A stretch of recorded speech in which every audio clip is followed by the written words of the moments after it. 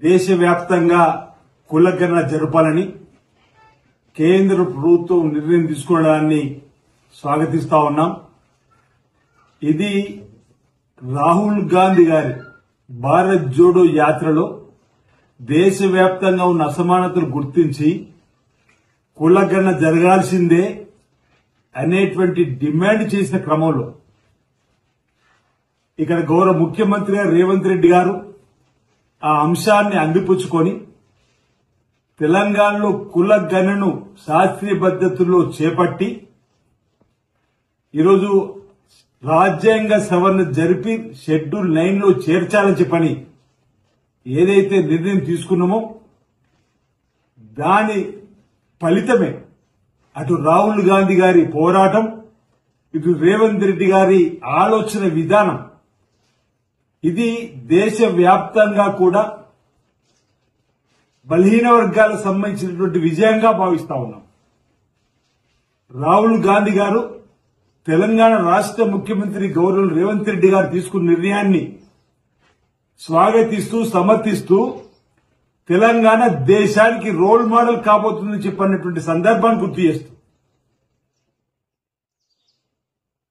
భారత్ జోడోలో దేశంలో ఇంకా అసమానతలు, దేశంలో వివక్షను గమనించినటువంటి రాహుల్ గాంధీ గారు ఎక్స్రే లాగా ఈ దేశంలో కులాల సంఖ్యను తేల్చాలి, ఈ దేశ సంపదతో పాటు రాజకీయ అవకాశాలు ఇవ్వడంతో పాటు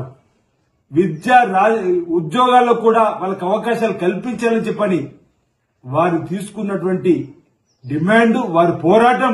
ఈ రోజు ఫలించింది. రేవంత్ రెడ్డి గారి ఆలోచన కూడా ఫలించిందన్నమాట సందర్భం చెప్తూ బాగా గుర్తు ఓ బీసీ బిడ్డగా తెలంగాణ అసెంబ్లీలో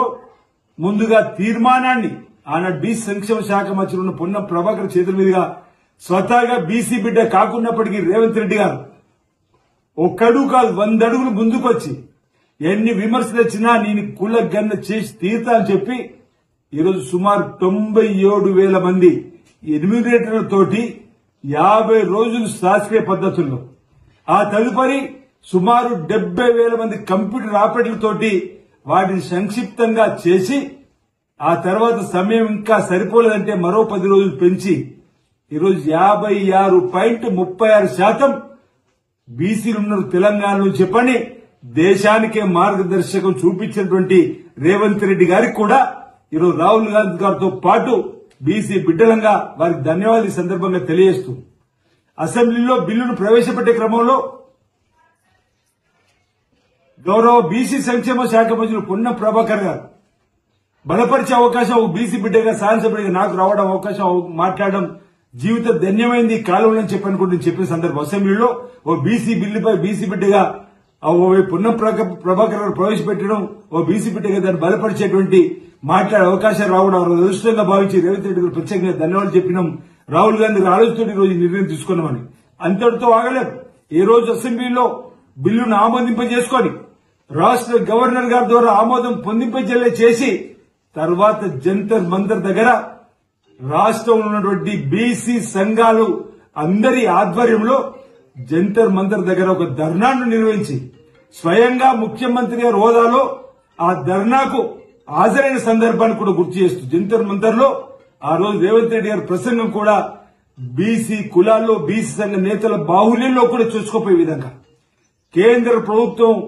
మేము చేసిన కులగణనను ఆమోదింపజేయాల్సిందే చెప్పండి పీసీ అధ్యక్షులు ఈరోజు పెద్దలు మహేష్ కుమార్ గౌడ్ గారితో పాటు అనేక మంది మంత్రులం బీసీకి సంబంధించిన మంత్రులు పొన్నం ప్రభాకర్ గారు, కొండ సూర్య గాని సుమారు 7 కాంగ్రెస్ పార్టీ ఎమ్మెల్యేలు తెలంగాణ నుంచి హాజరైన క్రమంలో ఈరోజు బీసీ సంఘాలు ఓవైపు బీజేపీ పిలిచినా ఓవైపు బీఆర్ఎస్ పిలిచినా ఆ ధర్నా గ్రాండ్ సందర్భంలో దేశవ్యాప్తంగా ఎన్డీఏకి అనుకూలంగా ఉన్నటువంటి సుమారు 60 మంది ఎంపీలు వచ్చి ఆ రోజు ధర్నాకు మద్దతు ఇచ్చిన సందర్భాన్ని కూడా గుర్తు చేస్తూ స్వయంగా ముఖ్యమంత్రి హోదాలో రేవంత్ రెడ్డి గారు ధర్నాలో పాల్గొన్నటువంటి వైనాన్ని ఈ అంశంలో భవిష్యత్తులో బీహార్ ఎన్నికలు జరగబోతున్నాయి, భవిష్యత్తులో బెంగాల్లో జరగబోతున్నాయి, భవిష్యత్తులో వాళ్ళ రాష్ట్రాలు కూడా ఎన్నికలు జరగబోతున్న క్రమంలో బీసీ డిమాండ్, బీసీ కులగణన జరగాలని చెప్పని పెరుగుతున్న ఒత్తిడిని ఈ రోజు తట్టుకోవడానికే ఈ రోజు ఈ రాహుల్ గాంధీ గారు రేవంత్ రెడ్డి గారి దెబ్బకు ఈ రోజు కేంద్ర ప్రభుత్వం ఈ కులగణనకు ఓకే చెప్పడాన్ని మేము ఇప్పటికైనా మా ఆలోచనకు అనుగుణంగా వచ్చినందుకు మేము వారికి మా పోరాటానికి మద్దతుగా ఈ దేశవ్యాప్తంగా కులగణన చేయడానికి ముందుకు వచ్చినందుకు సంతోషపడుతూ స్వాగతిస్తూ ఈ రోజు ఇది విజయం భారతదేశంలో ఉన్నటువంటి బీసీల విజయంగా ఈ దేశానికి రోల్ మోడల్ గా ఇచ్చినటువంటి తెలంగాణ కాంగ్రెస్ సర్కార్ రేవంత్ రెడ్డి గారు ముఖ్యమంత్రికే దక్కుతుందనే మాట ఇది బీసీల విజయంగా ఈ సందర్భంగా నేను భావిస్తూ భవిష్యత్తులో దేశవ్యాప్తంగా కూడా ఆ రోజు అన్నాం జంతర్ మంతర్లు ఆ రోజు భారత్ జోడ్లో రాహుల్ గాంధీ గారు అన్నారు చేయండి కులగణన లేదు భవిష్యత్తులో మీ అధికారులకు వస్తే మేమే చేస్తామని చెప్పినటువంటి మాటను కూడా సందర్భంగా గుర్తు చేస్తూ ఈరోజు మేము కులగణన చేస్తే రాజకీయం కోసం కులగణన అన్నారు గతంలో ఒకరోజు కులగణన జరిపినటువంటి సమగ్ర సర్వే పేరిట బీఆర్ఎస్ పార్టీ కూడా ఇది రాజకీయ కులగణన చెప్పినటువంటి వాళ్ళలాగా ఒకరోజు కులగణన జరిపి మేము అటకెక్కించలేము 2020లో జరిగే దేశ జనాభా లెక్కలతో పాటు దేశంలో ఉన్నటువంటి బీసీల కులగణన కూడా జరపాలని చెప్పని రాహుల్ గాంధీ గారి డిమాండ్